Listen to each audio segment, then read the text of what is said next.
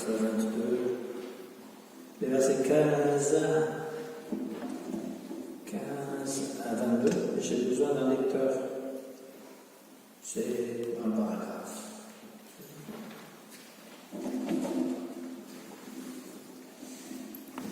C'est juste.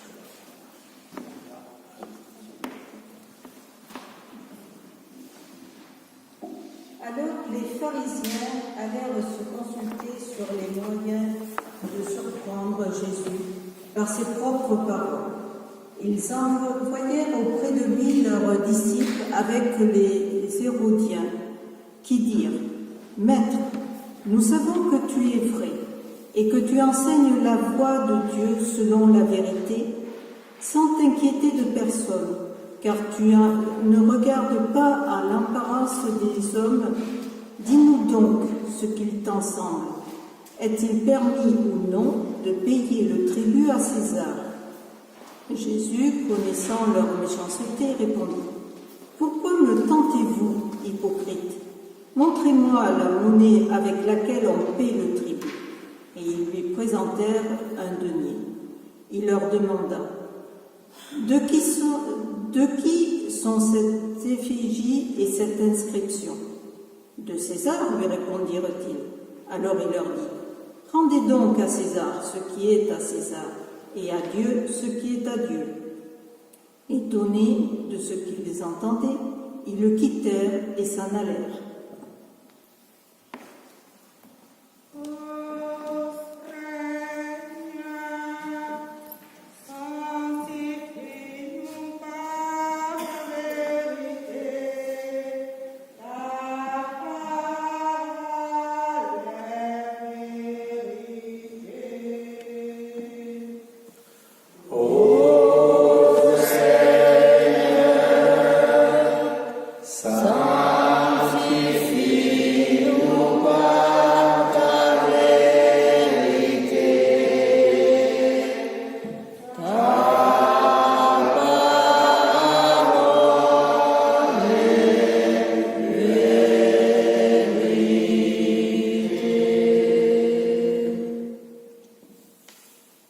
Ce passage est un des textes les plus connus de l'Évangile, et surtout la réponse de Jésus, « Rendez à César ce qui est à César », c'est devenu un adage, un proverbe,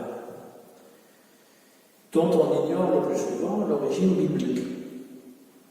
Et remarquez que la deuxième partie de la phrase, « Rendez à Dieu ce qui est à Dieu », n'est pas retenue par l'adage. Dieu a disparu, il ne reste que César.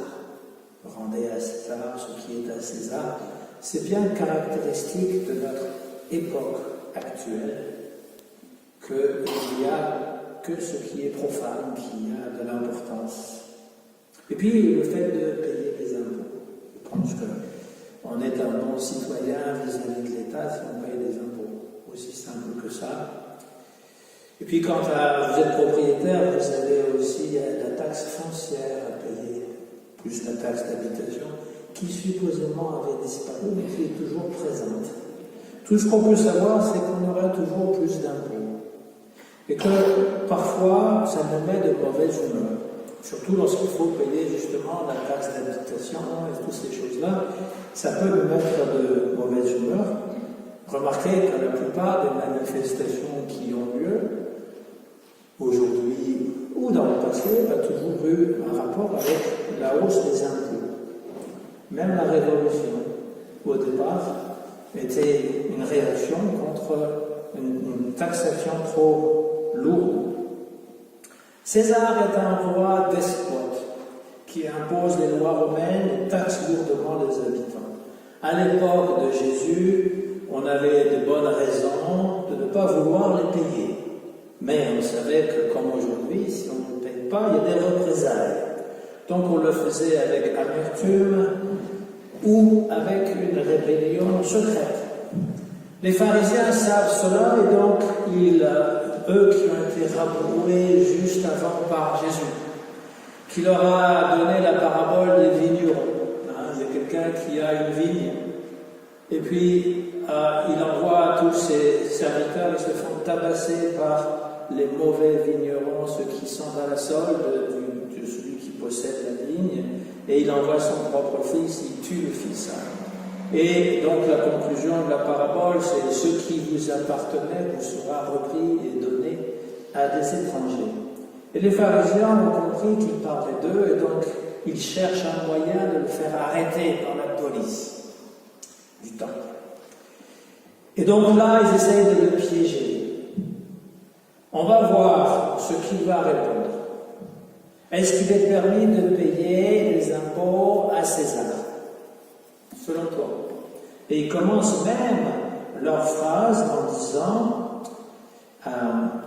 Maître, nous savons que tu es vrai, que tu enseignes la loi de Dieu selon la vérité, sans t'inquiéter de personne, car tu ne regardes pas l'apparence des hommes. Donc il le flatte. Toi qui es quelqu'un qui finalement a du bon jugement. Ils savent très bien que s'il dit ne payez pas l'impôt à César, ça ils vont le dénoncer tout de suite aux Romains. Il y en a un qui est en train de prêcher ça, donc vous l'arrêtez tout de suite. Et s'il dit qu'il faut payer l'impôt, il dit et donc tu es collaborateur avec les Romains. Les pharisiens, eux, n'étaient pas des collaborateurs. Mais pour la cause, ils vont voir ce qu'on appelle les Hérodiens. Alors, qui sont les Hérodiens? Là, je fais la liaison, c'est un H. Hérode. Hérode qui était donc le tétrarque, celui qui était comme le gouverneur de ce coin d'Israël, c'est-à-dire le temple de Jérusalem. Et donc, ils font une alliance secrète avec lui, parce que les Hérodiens, eux, pensent qu'il est bon de payer l'impôt aux Romains. Évidemment, eux, ils ont tout. Ils sont logés, nourris, payés grassement, et donc ils n'ont pas intérêt que les choses changent, ça leur convient très bien. Et donc, ils sont complices avec eux pour essayer de tendre un piège à Jésus. Et là, donc, vous avez vu la façon mielleuse qu'ils ont de l'approcher. Toi qui es si savant, toi qui es si libéral, toi qui as une ouverture d'esprit. Moi, j'aime bien les gens, des fois, qui te disent, toi qui sais ça, tu devrais savoir que. Des fois, ils te mettent en boîte comme ça. Toi qui es intelligent, tu devrais savoir que. Ou toi qui sais ça, tu devrais savoir que. Et donc, ils t'imposent leur conclusion. C'est comme si finalement, si tu déroges, si tu n'acceptes pas leur conclusion, ben, tu n'es pas si intelligent que ça, après tout, pas si instruit. Et là, ils tendent un piège à Jésus, mais Jésus les voit arriver avec un gros sabot. C'est une image, ils n'ont pas de sabot, mais voilà. Et il dit, hypocrite, pourquoi me tentez-vous? Il voit tout à fait, parce que, en fait, c'est un peu ridicule de poser cette question quand eux-mêmes, finalement, ils payent les impôts. Ils payent les impôts aux Romains. Donc, c'est une question tout à fait artificielle. Et Jésus, plutôt que de répondre à la question, il montre que ses interlocuteurs ont déjà répondu parce qu'ils ont de la monnaie romaine sur eux. Vous savez, le temple de Jérusalem à l'époque, il y avait plusieurs enceintes, cours. Il y avait une cour qui était pour tout le monde, une cour réservée juste pour les Juifs, et la cour des femmes. Parce qu'en fait, la cour après, les femmes n'étaient pas autorisées à rentrer, et puis la cour des prêtres, la cour du grand prêtre. Ils n'habitaient pas là, mais ils venaient une fois par an, le Yom Kippour, pour rentrer dans le Saint des Saints. Toujours est-il qu'ils ne sont pas dans l'enceinte, disons, sacrée du temple, ils sont dans la cour générale, là où il y a les changeurs. Il fallait changer la monnaie romaine en monnaie du temple, parce que la monnaie romaine était considérée souillée, impure. Et donc, ils ont de l'argent avec l'effigie du roi dessus. Ce n'était pas de l'argent papier à l'époque, c'était vraiment sonnante et trébuchante, comme on dit.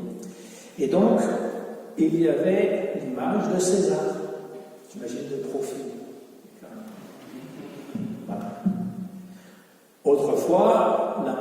française aussi, il y avait l'effigie du roi, même sur les francs, je me rappelle, il y a longtemps, Louis XIV. Après, ils avaient changé, ils avaient mis des gens qui étaient plus, comment dire, des penseurs ou des scientifiques. Il y avait Pasteur, c'était de 5 francs, je pense, Voltaire, qui était 10 francs, et mon préféré, c'était Pascal, de 500 francs, que Gainsbourg avait brûlé une fois. Les euros, ça ressemble plutôt à un jeu de Monopoly. Et les présidents aujourd'hui, au lieu d'avoir l'effigie sur des billets ou sur des pièces, ils préfèrent nommer des constructions. Donc on a un aéroport, Charles de Gaulle, on a un musée, Pompidou, on a une bibliothèque, Mitterrand. Et puis ceux qui ont moins de charisme, on nomme des rues. Et peut-être les plus récents, on va nommer des impasses. Ils auront leur impasse à eux. Alors ça c'est une parenthèse, je reviens à mon sujet. Il faut payer l'impôt à César. Déjà dans Matthieu 17, le même évangile, il y avait la question de l'impôt au temple. Et Jésus avait donné l'instruction à Pierre d'aller chercher un poisson dans la mer.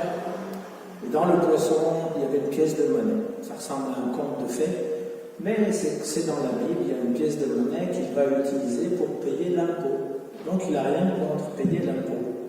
Et le Nouveau Testament en général n'a pas une attitude systématiquement négative par rapport aux Romains eux-mêmes, les occupants.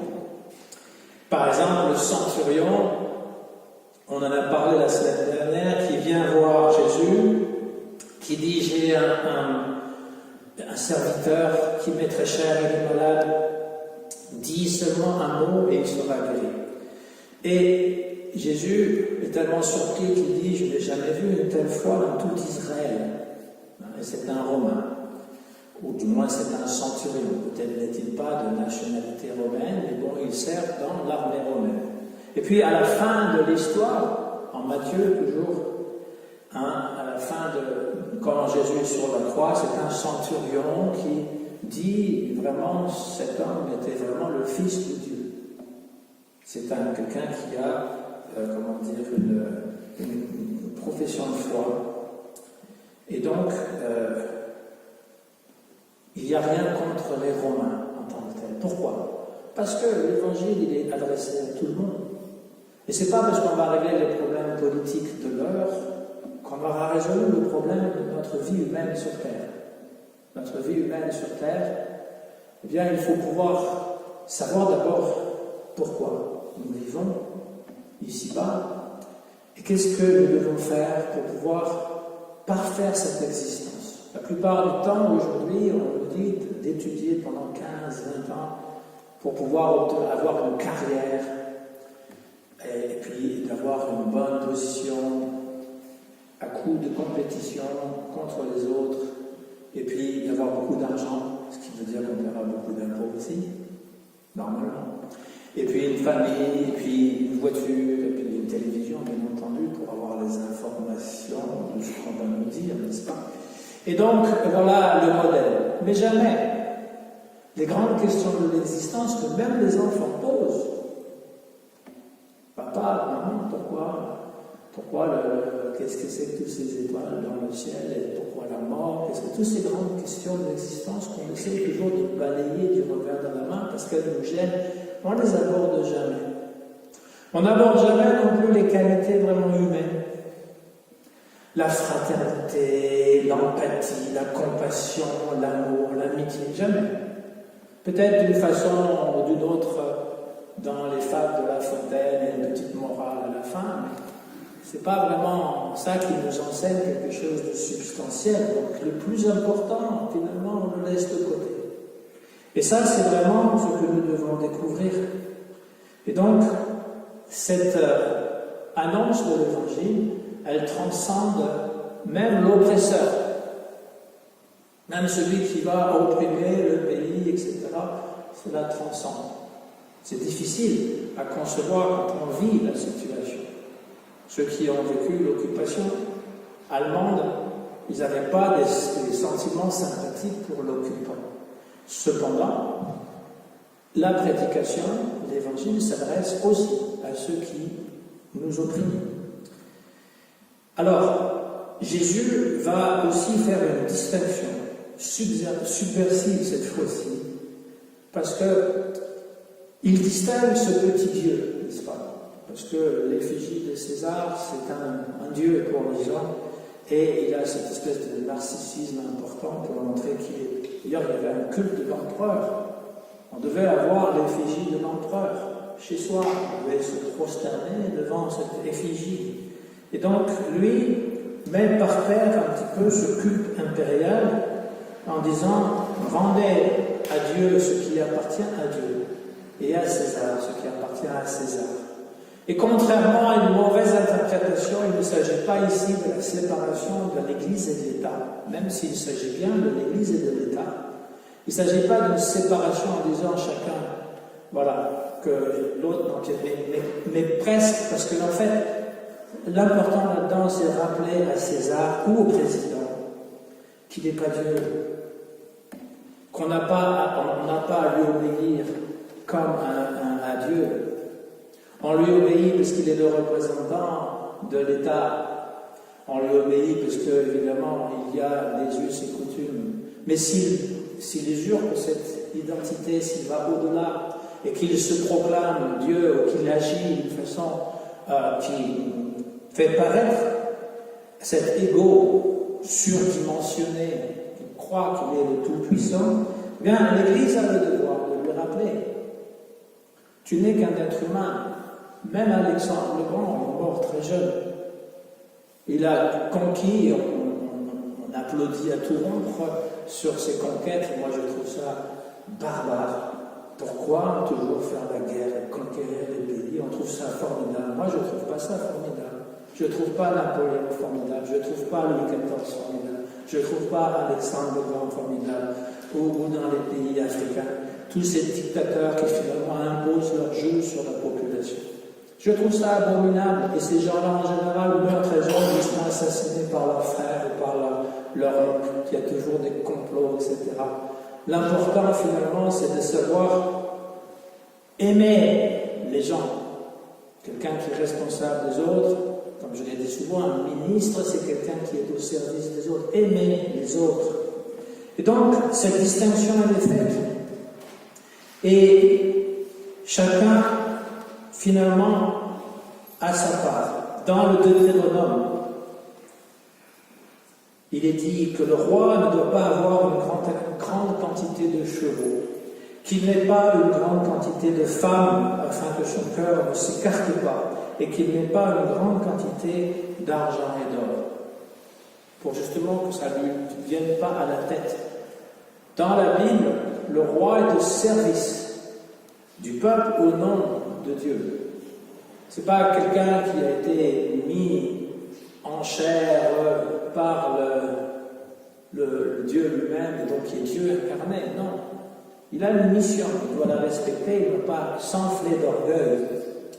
Et la Bible souligne plus d'ailleurs les rois qui ont été vertueux que les rois qui ont eu une bonne politique. C'est assez particulier de la Bible. Donc l'Église doit respecter César, ou l'État, mais elle doit aussi lui rappeler qu'il n'est pas Dieu. Et les interlocuteurs, en entendant cela, on nous dit qu'ils étaient étonnés. Ils étaient étonnés puisque Jésus a réussi ce tour de magie. Vous savez, les gens qui vous sortent une oreille, et ils vous sortent une oreille. Ils vous sortent une pièce de derrière l'oreille. Ils peuvent vous sortir de l'oreille. C'est un peu glauque quand même s'ils vous sortent une oreille derrière l'oreille. Mais en général, une pièce d'argent derrière l'oreille, et il vous fait un tour de passe-passe. Ben lui, Jésus, il ne sort pas la pièce de l'oreille de qui que ce soit, mais avec un tour de magie verbale. Il réussit ce tour de force à ne pas répondre à la question. Et les renvoyer finalement à leur propre contradiction envers César.